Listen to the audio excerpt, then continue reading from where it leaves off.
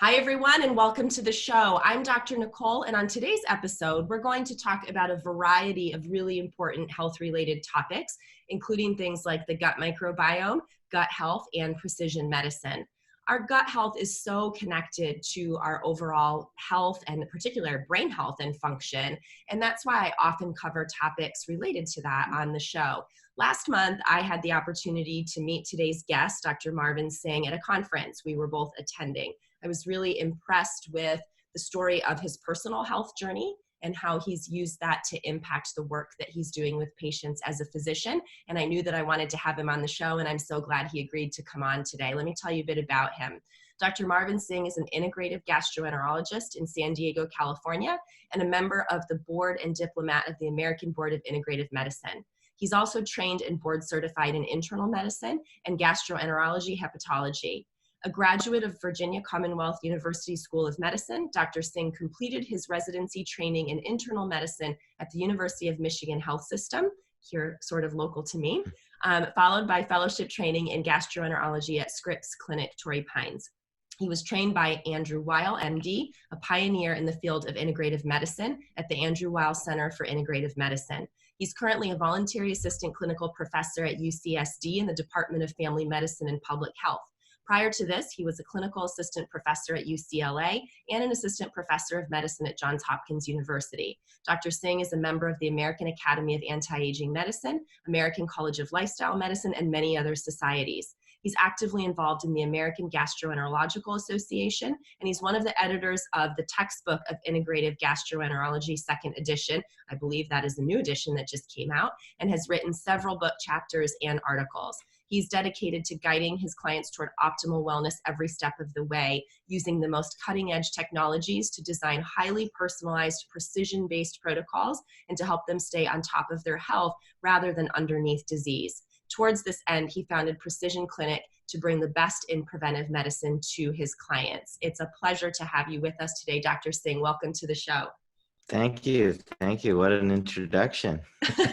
You've done a lot, which is great. And there's so much is out there now about dealing with our gut and gut health and how that relates to health. And almost sometimes people can feel like there's so much information they don't know where to start with things. And so one of the things I know that we're going to talk about today is some basics or some really foundational things that families can do.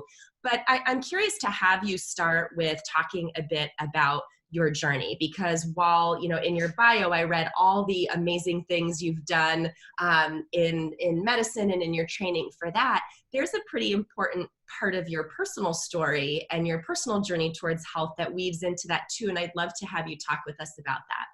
Yeah. I started practicing gastroenterology after I finished my fellowship. And as I was, working in my first job, I kind of felt that there was something missing from how we take care of people. We were real good at taking care of people when they're sick and they're in the hospital, on death's door. But those aren't the majority of people that are walking around the streets. Most of the people are, just like you and me, regular people that aren't like deathly ill in the hospital. And I wasn't really sure what to do. And I reached a point where, a year or two later, I kind of felt that maybe I just wasn't doing it right. Maybe there was something missing from what I was doing. And I reached out to one of my colleagues at Johns Hopkins, where I worked for the first time as an assistant professor. And he mentored me and encouraged me to learn about integrative medicine. And so I, hesitatingly, did, because I was very traditionally trained. Michigan's a pretty traditional conservative hospital, very good training, but now they actually have an integrative medicine program, actually, but not back when I was doing residency, I don't believe. And, so I enrolled in Andrew Weil's program at the University of Arizona while I was actively practicing. So I was being a student again while I'm actually working full-time job. So that was another challenge. But when I went for the first week, in person to Arizona, and I was meditating. I was doing yoga at sunrise, all the Tai Chi, Qigong, all these things that I thought that this is not for me. I'm never going to do this stuff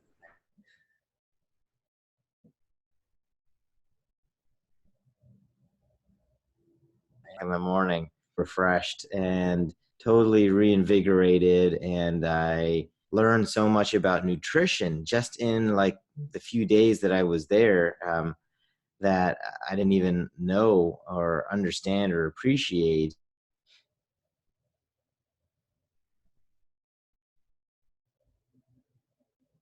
It was like all those changes in my own life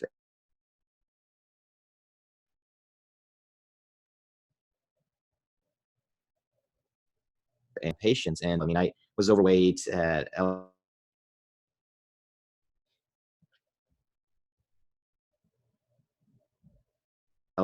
learning more and more and more and more.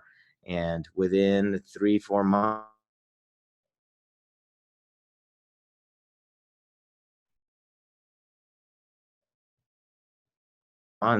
concept into me and made me really a believer that, the whole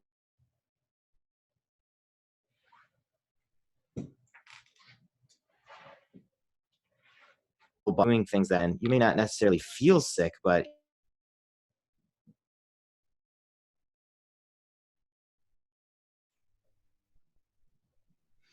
so that's kind of my story. And I really took that to heart and really kind of built on that and learned more and more and more on my own, and started writing more and reading more, and just kind of brought me to where I am today. Mm-hmm. And I think that it's such a powerful story about how you were a bit skeptical at first, but implemented these things in your own life and saw the change, and then thought, I need to bring this to my patients, and really to patients that you felt like you hadn't necessarily been reaching, before with the more chronic kinds of things, as you said. And I always feel like when we are implementing things in our own lives, and we can be a model of that, it makes it that much more powerful, right? I mean, sometimes people feel like as doctors, as practitioners, we're just there to tell them what to do, but are we really doing it ourselves? And that's what I love about your story. It's like, no, I saw the difference for myself, which I think makes it that much more powerful. Yeah. And I learned that there's so many different components. You can't just say, I'm going to eat differently and that's going to be it. I mean, nutrition and diet is a huge component of it. But interestingly, what kind of accelerated my weight loss and my journey was mindfulness, meditation. Yeah. So stress really must have played a large role. Mm-hmm. And so, sometimes you can tell, when there's something holding you back from progress, Mm-hmm. despite your, good intentions, you're going to be held back. So it's a multi-pronged approach, really. Mm-hmm. Well, and I think that's a really important point too, because I see a lot of kids and families at the clinic who have done a lot of things right as far as changing, maybe their child's diet or even their family's diet, looking at things like specific gut protocols, supplements, things like that. But the stress level in the home, the stress level of the family, the stress level for the child is huge. And I have long felt like that can really sabotage progress. And what you're saying is that really can be the case. Yeah, going on a vacation and having fun as a family might be just as good as doing a 10-day diet. Right.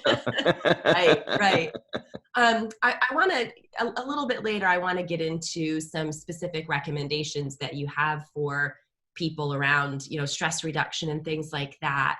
But so fast forward to today and the work that you're doing with people. You really focus a lot on this idea of optimizing health and wellness, of not waiting until there is an acute or major serious problem, but really taking the reins and taking control of that at the current time. Can you talk a bit about what are some of the main ways that you help people optimize that?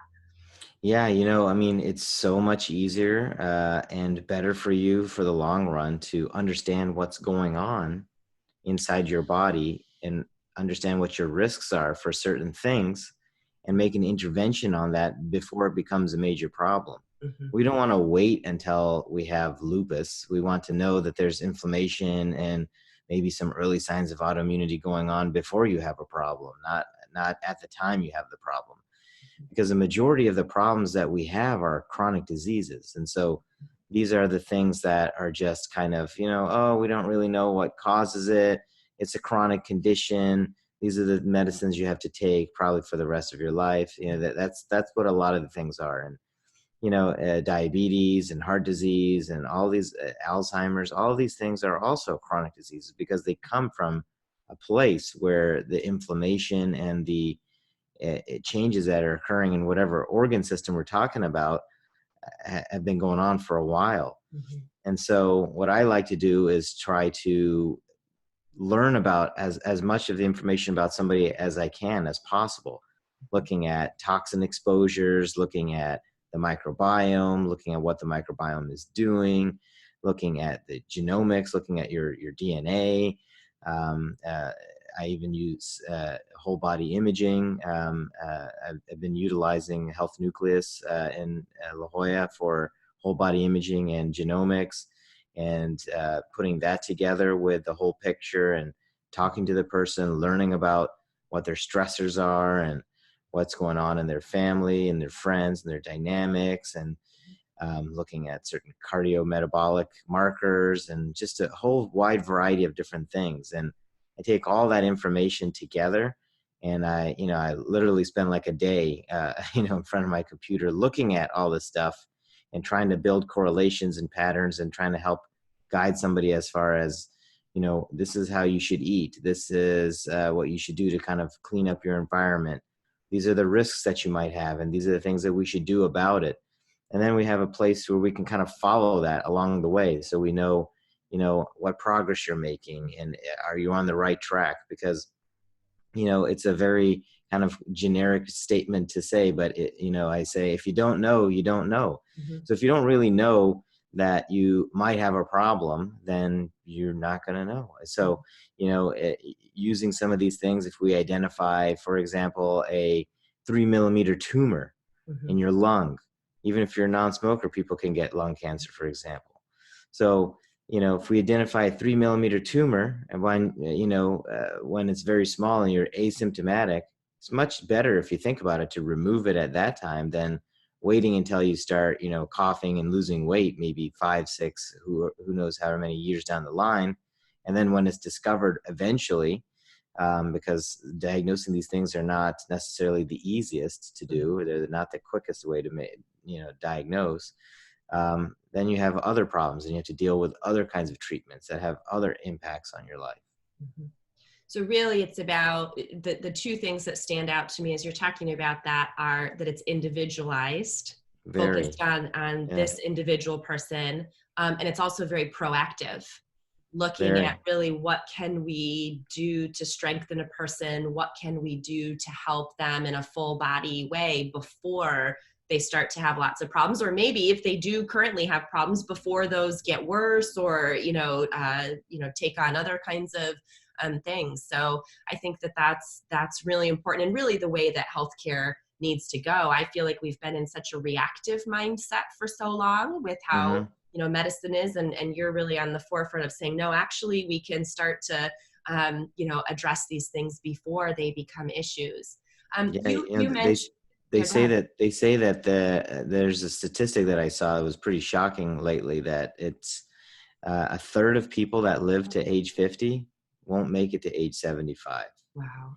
And so that really, it hits the whole point home. It's because Mhm. these things kind of brew for years and years, and these are the things that actually cause us to pass away Mhm. before we expect or want to.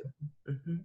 Well, and as you're saying that, I'm thinking about, one of the big concerns that a lot of parents have when they have a child, particularly with a more significant disability, whether that be more significant autism or, cognitive impairment, those kinds of things, is that they are the primary caretakers for their child, and what's going to happen to their child if they get sick and are unable to care for them, or what's going to happen to their child when they pass away. And one of the things I focus on with parents is how to keep themselves as healthy as possible, physically healthy, mentally healthy, so that they can, be there as long as possible for their child. And that really struck me as you were saying that, that's a big fear that so many of these parents have, and speaks to how, yes, we're busy taking care of our children, and particularly if you have a child with significant disability, but you also need to prioritize taking care of yourself.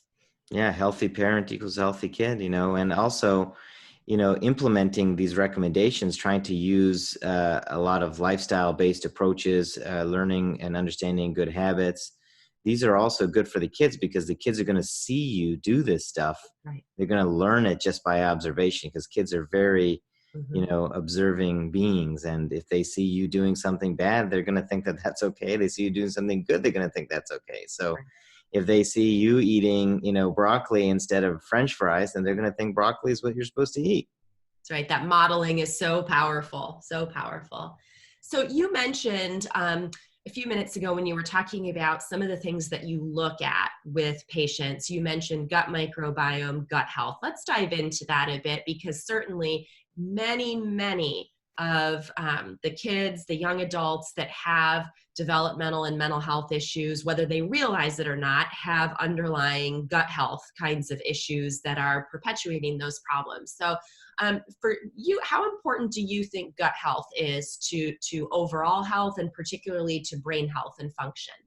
Oh, it's huge. I mean, and it's so individualized too, because every person is only 10 to 20% similar in their microbiome in the gut. Mm.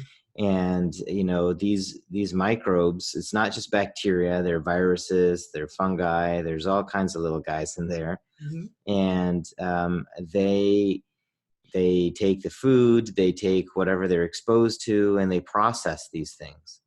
And as a result, you get what we call metabolites that are produced. And this is all this metabolome stuff. If you've heard this word metabolome or metabolites, metabolites are just, you can think of them as like chemicals that are produced as a result of something breakdown or processing of some, food or chemical or what have you. And these are the things that actually influence our health and how we think, how we feel, our emotions, how we react. I mean, 95% of serotonin is stored in the gut. So that's actually a good classic example. We all talk about it. Things like GABA and all these neurotransmitters are also produced and stored in the gut.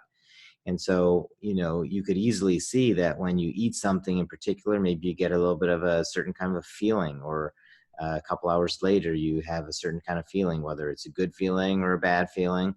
And it could largely be related to the food itself, but also what happens when the food enters the system. Mm-hmm. Because it's just like, you put a piece of something into a system, and then you see what happens, what reactions happen as a result.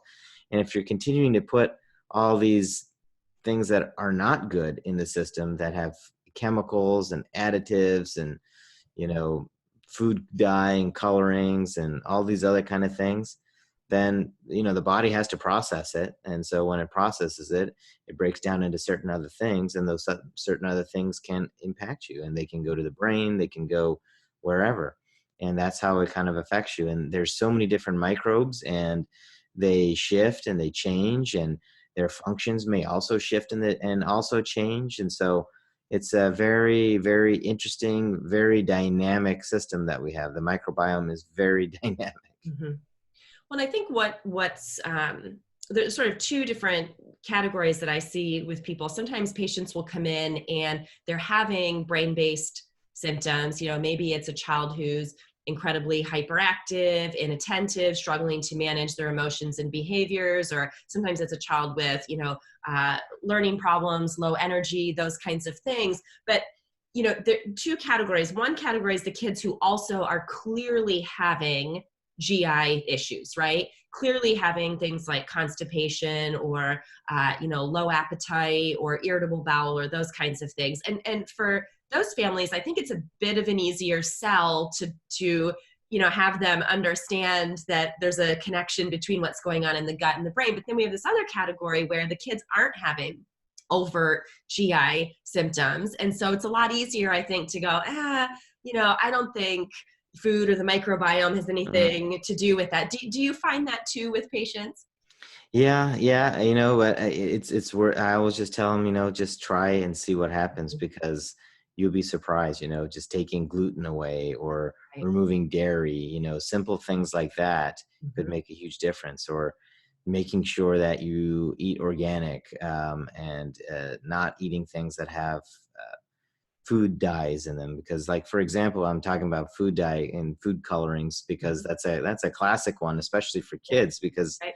it's a neurotoxin. I mean, Yep. it just messes up your brain. So Mhm. whether you're an adult or a kid, but kids may be more particularly vulnerable to it because they're growing and changing and developing, and so they may not have as resilient of a whole system as an adult might. Mhm. And the early days of being a kid are also very vulnerable, even for the gut microbiome. So things can be influenced a lot. I mean, the microbiome of an adult is really kind of forged by the age 2.5, Mm. 2.5 years old. And so um, that early first couple years is very important because that can kind of set the stage for what the rest of the life is going to be like, and so early exposures, diet, stress in the home, sleep habits, all of these things, Mhm. they all factor in.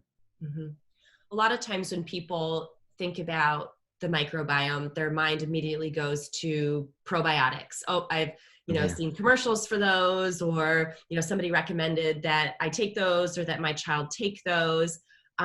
You in how you just explained things and talked about it, talked a lot about food, which I think is super important. What as as a gastroenterologist, when you're talking with patients about these things, what roles do you feel like food plays? What role do you feel like probiotics play? What are some of the starting points or the things that you think are most important? If for the parents listening, they say, okay, what are some things that I can do to support my child's gut to be able to create a healthy microbiome? Where do you think those pieces fit in? I think that's a great question. Probiotics come up all the time. Like, it's probably the most common word comes out of my mouth in my practice is probiotic. But one of the key things that I tell everybody is that you cannot probiotic your way into health. Mhm. You can't Yeah. use the probiotic as an excuse to eat pizza and burgers all day long. Yeah. That doesn't work like that. Yeah. So you have to create, if you want the probiotics to work the best for you, you have to create an environment by which that might occur. Mm. It's more as a supplement or an additive. Sometimes they have therapeutic benefits as well. So if you need it for a particular reason, like you have leaky gut or there's a lot of inflammation going on, then they can maybe help, kind of push you in the right direction. But still, at the same time, if you're doing everything else that is not ideal, the probiotic alone isn't going to get you there. Mhm.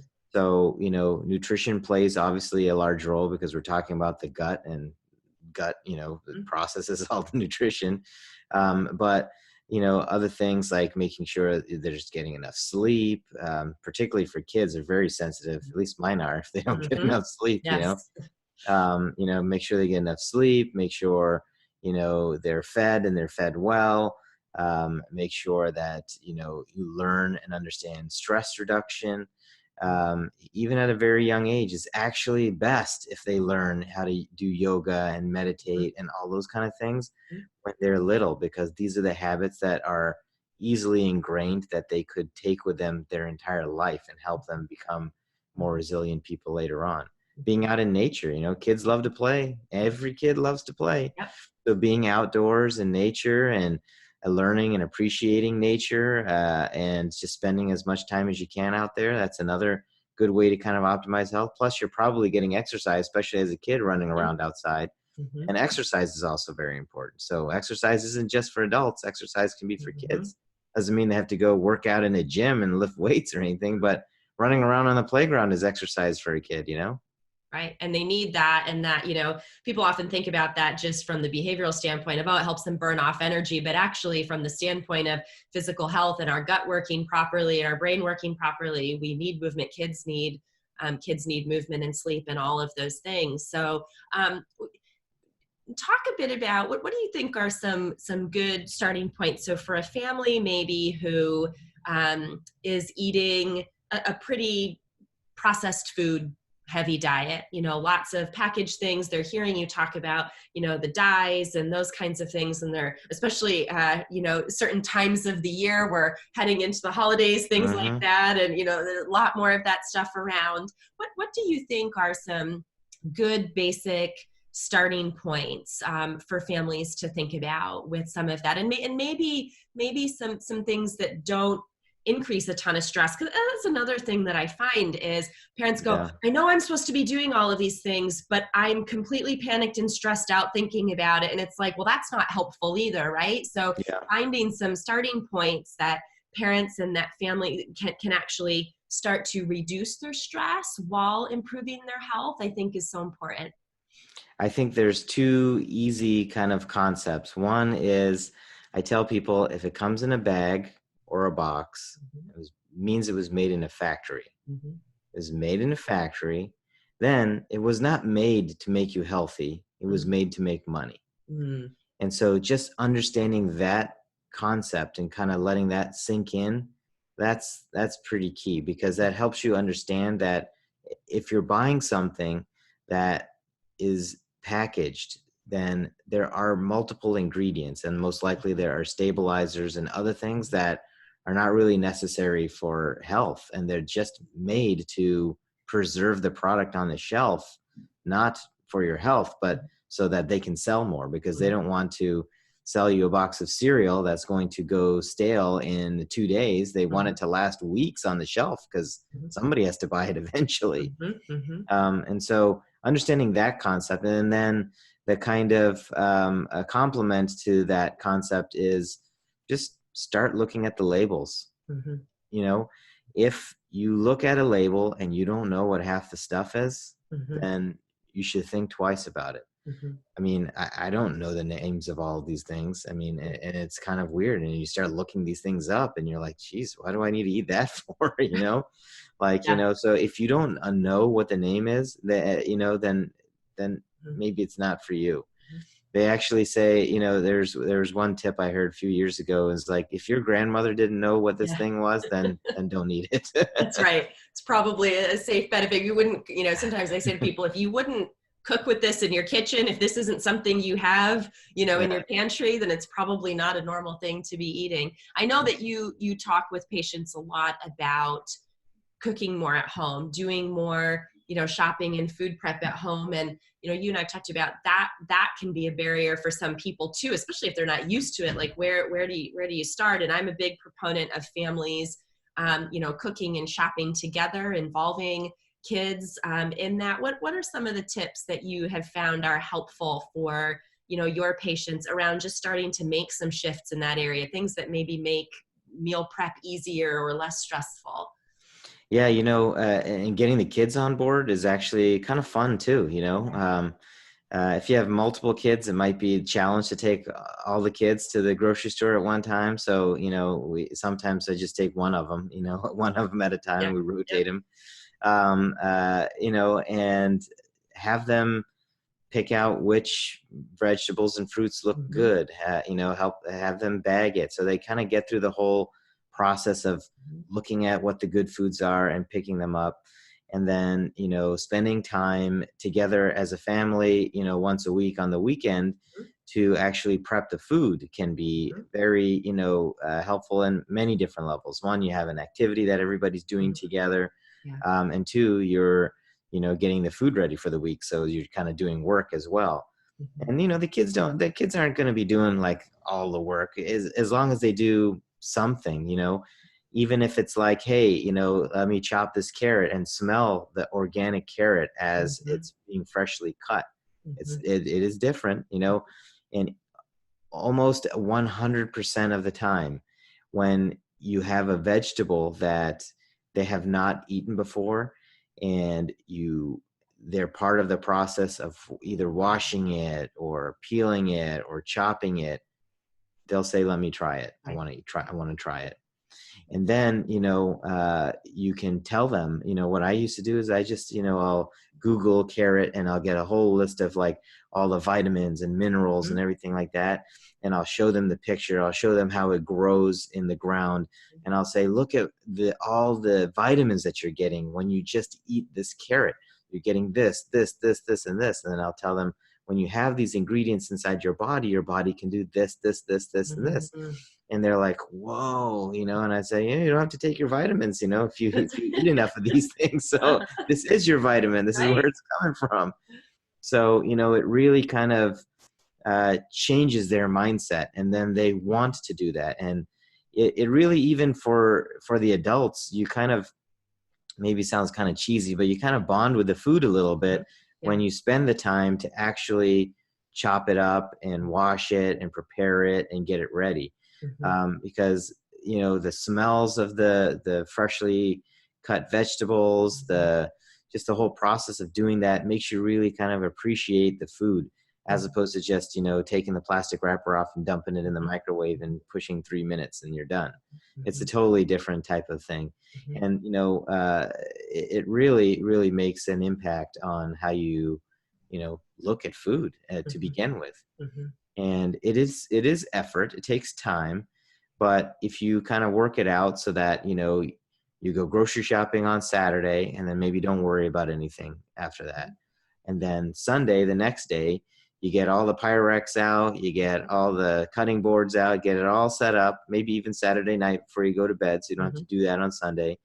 You wake up and, you wash everything, and it's just kind of like a little factory in your house. You chop, chop, chop, put them all in the Pyrex containers, and then, load them up in your fridge. And, it's kind of cool looking when you open up your fridge and all you see is like glass containers going all the way down with all the different vegetables. Because it'll, it's about 2 hours is what I kind of estimated when I did for a family of 4. And, you get pretty much almost a whole week worth of prep out of that 2 hours. So it's 2 hours on one day, but there's not much to do the rest of the week. You can even pre-cook meats if you want, if you eat meats and things like that. And so if you want to make a salad, just boom, boom, boom, takes 2 minutes to make a salad. You want to prepare a dish, you have the broccoli and the cauliflower and the Brussels sprouts are already chopped up and ready to go. That's the hard part. If you have to do that after work, when the kids are coming back from school or daycare or whatever, then you have to do all that stuff. You're like, who's going to cook these gourmet meals, right? Because it's like, we say it's gourmet because it's like takes a lot of effort to make. But if it's already prepared for you, then, just it's a matter of throwing it on the pan with a little bit of some salt and let it cook. And, these things don't take a lot of gourmet effort to make. Right. And I think that's such an important concept of just, it's sort of redistributing our time, right? Because the reality is, how much time are people spending driving to and from, fast food places, sitting in line, all of that. It's like, it's just redistributing that and planning ahead a little bit and saying, okay, we're going to do this. And I love families doing that together, because you get such great mileage out of that. Not just, as you said, the food prep, but also, you mentioned the togetherness and the bonding that can happen and the communication that can happen, with families and kids doing that stuff together. And I always say to people, if you make it more convenient to eat healthy, then you'll do it. So I love that, you open the fridge, you've got all your Pyrex containers with everything. Kids and adults are more likely than during the week to grab the kinds of things that are going to help them have a healthy gut microbiome and feel better, because it's all there and it's ready. And so I think those are such practical suggestions. One of the things I really appreciate that you talk a lot with patients about too is specific stress reducing kinds of strategies. And, not that people need to be sitting and meditating for hours a day, because actually that's not practical. And, most people aren't going to do that. But I know you've got some just even like simple, brief daily routines or things that you find are helpful for patients. Can you share what one or two of those that you think are particularly helpful for people, maybe even as a starting point? Yeah, as a starting point, I think just breath work is one of the easiest things to do, because requires very little training or understanding. There's no sort of, belief system involved in it. All you're doing is just breathing. You got to breathe every Yep. minute of the day anyway, so you might as well do it in a controlled fashion that can be relaxing. And so I like, one of the early breaths to try is called a 4-7-8 breath. So it's where you breathe in to a count of 4 with your nose, hold all the air in your belly to a count of 7, and then you exhale through your mouth to a count of 8. Mm-hmm. So it's 4-7-8. So you're breathing in, and then you're holding it in your belly, not in your chest, and you're blowing it out. And it's almost like you're doing like a sigh, because it's more exhalation than you're inhaling. And you do that, start at 4 times, at a time, and you can increase to 8 times. Mm-hmm. And then after that, I just ask people, that takes like 60 to 90 seconds. So Mm-hmm. you're not spending a lot of time. And then I ask them to just kind of sit there quietly and just breathe in and out through their nose. Mm-hmm. And all they're doing is watching their breath. They're observing their breath. They're following their breath. You might get distracted, but that's okay. Mm-hmm. Just gently bring your mind back to the breath and sit there for as long as you feel comfortable, whether it's a minute, if you do 5 minutes or 10 minutes. I mean, if you do, up to 20, 25 minutes, that's even better. That's a little bit hard to do in the beginning. So, just do your eight breath cycles and sit there for another minute and just kind of appreciate what it feels like to be calm and still. And that's what we mean by being grounded. That means that you are centered. You are really just focused on you and the breath and being alive and being a part of the whole environment that you're in. Mm-hmm. And then, just slowly open your eyes and get ready to start the day. And you can wind down the day that way too. Mm-hmm. And you can teach the kids this because it's pretty easy to do. Yeah. And so that's one easy thing. And the other thing you can do is I have a mantra that I wrote for the kids actually, but I tell a lot of the adults to do that too. It's just kind of like you're setting the intention in the beginning of the day, and you can use the same thing at the end of the day. So it's almost like a poem, or you can write your own. May this day be of benefit. May I help someone today. May I not let minor things bother me. I'm just doing this off the top of my head. Yeah. So these are the kind of things that you do and you say. You have it on the mirror in your bathroom, and the whole family can do it one by one, or you can do it together, or however you want to do it. And you're just kind of setting the intention for the day. And it sounds silly, and it may feel silly in the beginning, but that's okay, because that's the normal feeling to feel, because I'm just standing here repeating these words. But, if you do it enough times over and over again, those words become ingrained in your being. That's kind of who you become and how you feel. You're kind of reprogramming how your mind thinks. Mm-hmm. And so, you may say, may this day be of benefit, and you may have a bad day, the 5 minutes later. And that's okay, because, it's not like some magic that you're putting a spell on yourself that you're going to have a great day. Life happens. But you keep saying that to yourself over and over and over again.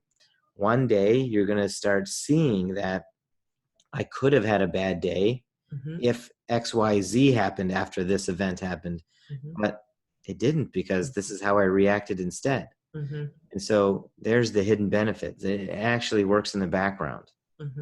And such a powerful strategy for parents, because especially parents who are raising challenging children, it's easy to get so caught up, in what's going on with kids, and then beating ourselves up over our reactions to them. And so what I love about those two strategies is it gives parents even something they can do, even as a quick reset in the middle of the day. If you find yourself getting really overwhelmed with something that's going on with your child, or if you feel like you're really, losing it over what's happening, just that simple 90-second, breathing and just sitting as a recentering, and sort of that setting a mantra or an intention around how you want to be with your kids, and just centering yourself with that. I think those are such powerful, they're very simple, but they're powerful strategies that parents can use.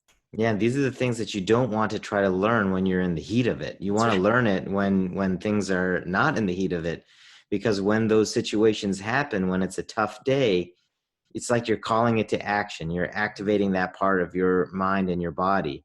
And so even if you take one deep breath in and one deep breath out in the middle of a heated situation, that in and of itself might be enough to kind of cue in the brain. Oh, bring you back to that point where you're in that 4-7-8 breath when you're sitting calmly by yourself. It'll bring you that sense of calmness. Yeah, and it has not only an impact on just our mental well-being in the moment, but also on our physical health too, because that chronic stress, being in that chronically overactivated state, is really, really bad for every organ system and just our entire physical health. So even those simple tools, they not only help us in the moment with how we're thinking and feeling, but they really are important for supporting our overall physical health as well, right? Yeah, the microbiome very much adapts to this change as well. I mean, even stress, when you have all the stress hormones released in the gut, can actually cause the microbes in the gut to change. So a guy that's a good guy might actually end up becoming a bad guy because you were stressed out. So, and this is where chronic inflammation comes from. This is one of the root causes is stress. And it sounds like such a simple concept, but it is a simple concept, but what happens inside is very complex actually. Yeah. And so it affects, this affects your microbiome. If it's affecting your microbiome, it's going to affect the metabolites that we talked about, all the things that are produced as a result.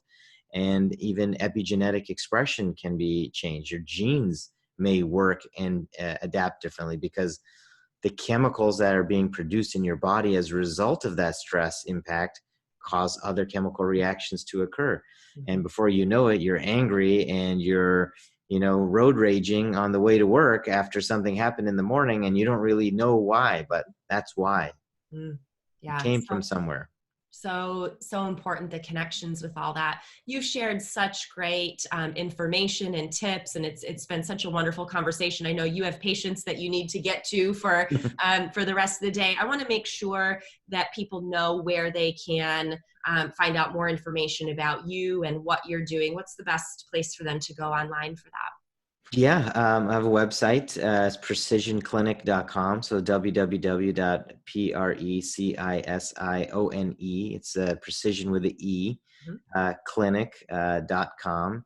And I'm also on Instagram, Facebook, and all the social media places at Precision Clinic or at Dr. Marvin Singh. And there's plenty of information there. I have another website that has all my videos and blogs and stuff, and that's drmarvinsingh.com as well. So plenty of places to find me. Yeah, and we'll have all of those links and the social media links and everything in the show notes. And I really do encourage all of you listening to go and check out those resources. Dr. Singh's got a wide variety of videos and articles and things available, as well as just some really cool and helpful stuff that you post as well on the various social media sites. So great resources there. Dr. Singh, thank you so much for being with us today. Really appreciate your time. Thanks. I appreciate it. It was fun. And thanks to all of you for listening to this episode. We'll see you next time back here on the Better Behavior Show.